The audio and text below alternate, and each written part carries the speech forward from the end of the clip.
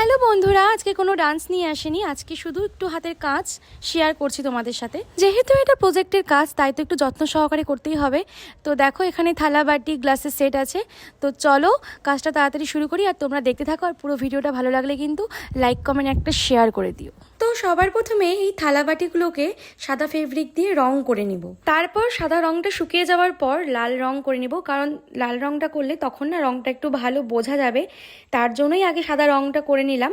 তো দেখো, আমি একের পর এক রং করে যাচ্ছি। প্রথমেই হচ্ছে থালাটাকে রং করেছি, এবার হচ্ছে গ্লাস রং করলাম। তো রং করার সঙ্গে সঙ্গেই কিন্তু আমি এই লাল রংটা করিনি, কিছুক্ষণ রেখেছিলাম।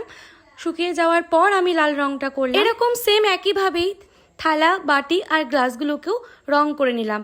রং করানোর পর এটা কিন্তু অনেকক্ষণ রেখে দিয়েছি, কারণ যেহেতু লাল রংটা অনেকটাই মোটা ছিল, মোটা করে দিয়েছি রংটা, তার জন্য শুকোতে একটু টাইম লাগবে।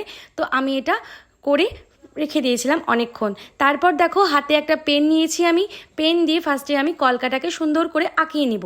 আঁকিয়ে নেওয়ার পর তারপরে সাদা ফেব্রিক দিয়ে তুলির সাহায্যে আস্তে আস্তে সাদা রং দিয়ে সুন্দর করে কলকাটা আঁকিয়ে নিব। তো আমার তো আঁকানো হয়েছে, এই দেখো কেমন হয়েছে আঁকানোটা, কমেন্ট বক্সে জানিও। তো এই দেখো, আমি কিন্তু সবার ফার্স্টে গ্লাসটা রং করেছিলাম, মানে আঁকিয়েছিলাম। তো সেটা আমি ভিডিও করতে পারিনি। থালা বাটি আর গ্লাস এই তিনটেই আমি আঁকিয়েছি। তো বন্ধুরা, আমার এই আঁকানোটা কেমন লেগেছে কমেন্ট বক্সে জানিও। তো আজকে ভিডিওটা এটুকুই, টাটা।